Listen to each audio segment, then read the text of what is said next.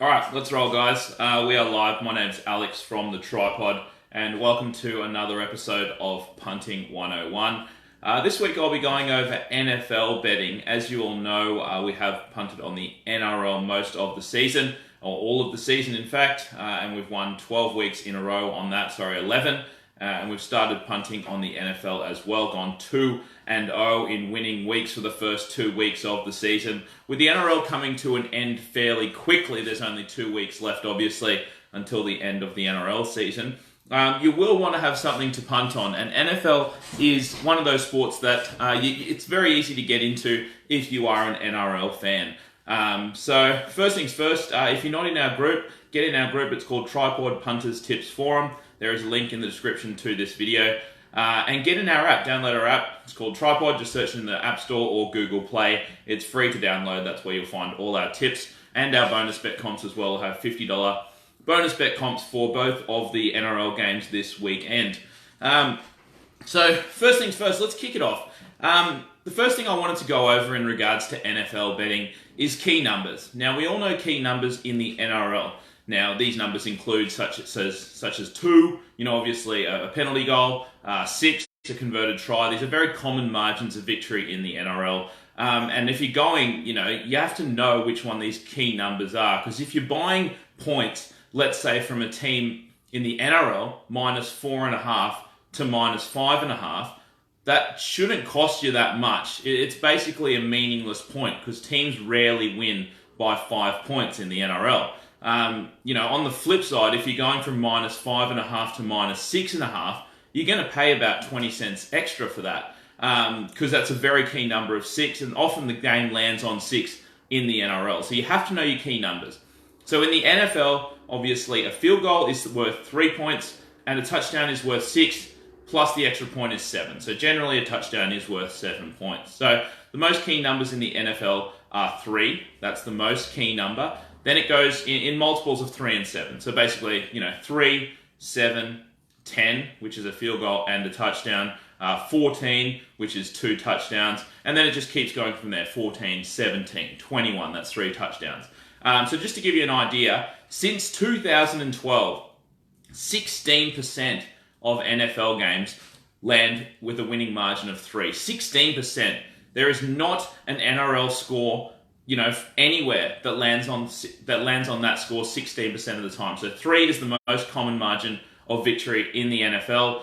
So that's important to know, because if you see a team -3 points and on another site they're -3.5, that is a huge difference in the NFL. Going from -2.5 to -3.5 in the NFL is worth about 20 cents in a point spread. So that's even more important to shop around, because half points in the NFL, especially around key numbers of 3, are worth much more than in the NRL.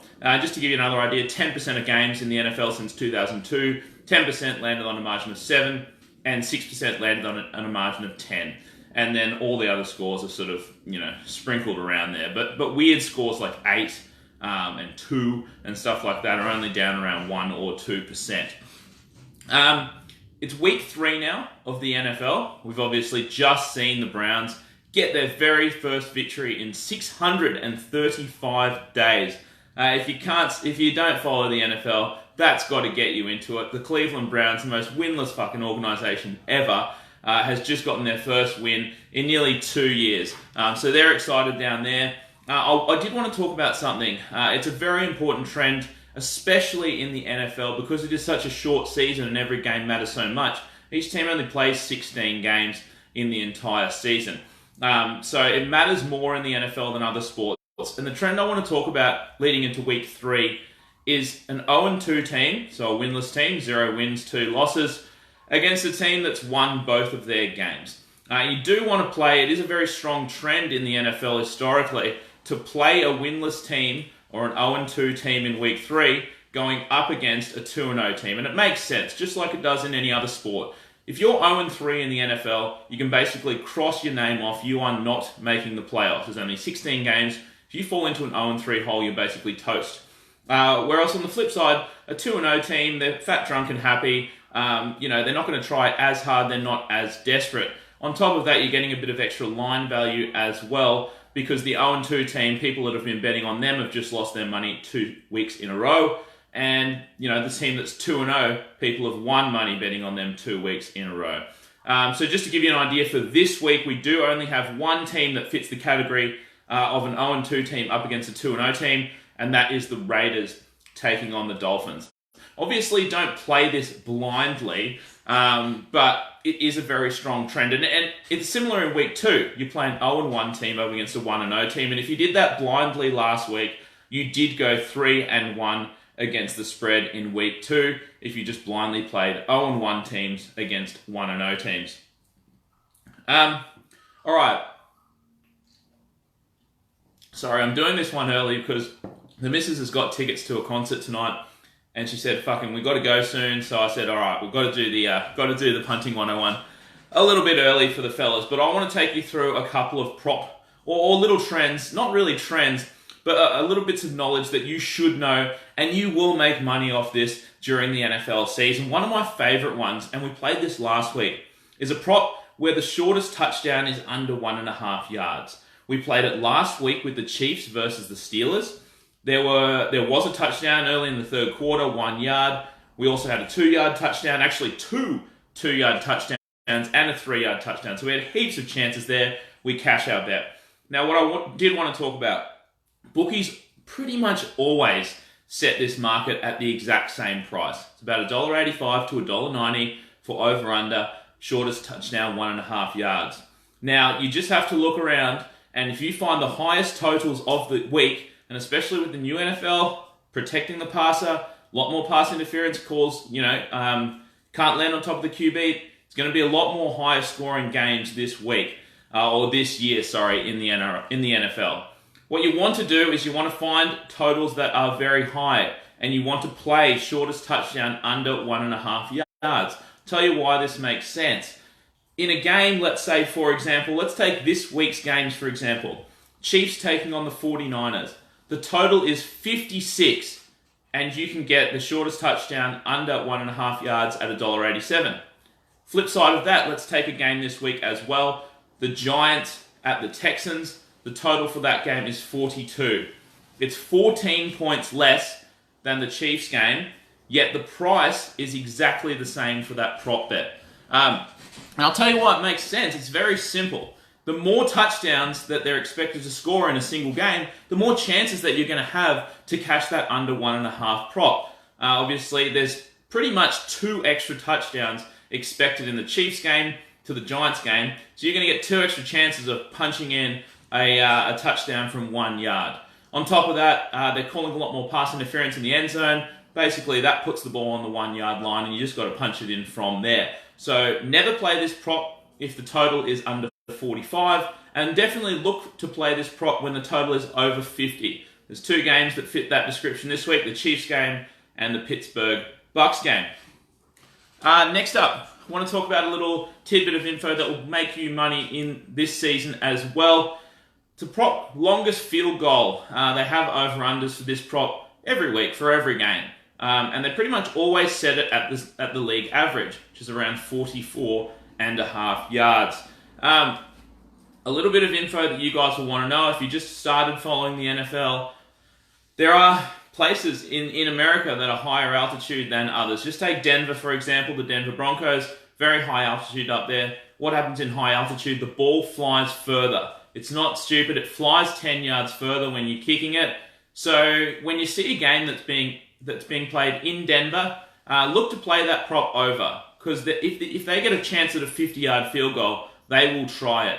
Where else, if you get a prop in bloody freezing, rain, or if it's snowing or something like that, they won't even try a field goal over 44.5 yards. But they know they can get a field goal, punch it in from 50 yards in Denver because the ball flies further. Just look at this. Week 1 game in Denver, that prop would have cashed. 46-yard field goal made. Week 2 in Denver, not only did they score 1, but they scored 2 field goals over 44.5 yards, a 51-yarder and a 53-yarder. So you easily cash that bet. So remember that, guys. If you see a game in Denver, look to play that prop over longest field goal. And also keep an eye out. November 19, they'll be playing a game the Chiefs versus the Rams in Mexico City. Mexico City is very, very high altitude. The ball flies a shitload there. Look to play that prop over as well for the Mexico City game. And then just some general rules, guys. Similar kind of rules apply to the NFL as in the NRL. Look for teams coming off extra rest. They have most of their games that they play on Sunday. They have, a Thursday night game, which is Friday morning here, which we've obviously just watched this morning. So look to play on teams coming off a Thursday game that are playing on the Sunday the week after, so that's 10 days of prep, especially if they lost the week before, because you love taking a team that's just lost off long rest. They get to stew over it and prepare a little bit better for the coming week. Similarly, you'll want to play against a team that's playing on Thursday that's just played a Sunday game. Very little preparation time. You'll also want to play those teams off a short prep time that have to travel as well. America's a much bigger country than Australia, so the travel is a huge factor on that also. I did want to talk about one thing as well. Not only the travel, but the time difference. When you have a team going east to west or west to east, it is a long plane trip, and the time difference factors in as well. So I don't like playing a team that's traveling west from the west coast to the east coast. Not only is it a bloody long flight, but you also lose 3 hours. So, if you're playing an early game, especially on the Sunday, it could be penciled in. I've got an example here. So this week we've got Oakland at Miami, which just happens to be the only game where an 0-2 team is playing a 2-0 team. But let's take Oakland-Miami. So Oakland's coming from the west coast, going to the east coast to play Miami. Not only do they have a very long flight, they have a 1 p.m. start time in Miami, which is actually 10 a.m. in Oakland. Generally, these teams going west to east that have the early start time do not do very well. So just keep an eye on that trend as well. And then similarly, like the NRL, when you have two desperate teams, desperate for the win, generally look to go under the total. We saw that today, obviously, with the Browns and the Jets. Browns winless so far, and the Jets coming off a horrible loss, 1-1, also desperate for a win. The game went under. Defense tends to step up, etc. And same thing as well, like we do in the NRL. Look to try and take teams, coming off horrible losses against teams that are coming off a huge win, especially if you think that the final score was not representative of the game. But yeah, that is probably it, guys. If you have any questions on what you've just heard, feel free to hit us up either on this page or jump in the group and post it in there. But otherwise, we will have our NFL pod tomorrow morning at about 10 o'clock. Depends how drunk I get tonight and if I wake up in time. But yeah, NFL pod tomorrow morning. And then all the NRL bets for this weekend are in the TryPod app. Just download the TryPod app and search in the admin feed and you'll find all them in there as well. But that will do it for this week, guys. Hop in the app because as soon as I finish this, I'll post a $50 comp for the NRL tonight. Don't have to pay anything, just enter that one. And then, you can win a $50 bonus bet. But that'll do it for this week, guys. Any questions, hit us up. But otherwise, I'll catch you tomorrow morning on this page for a breakdown of week 3 of the NFL. Cheers.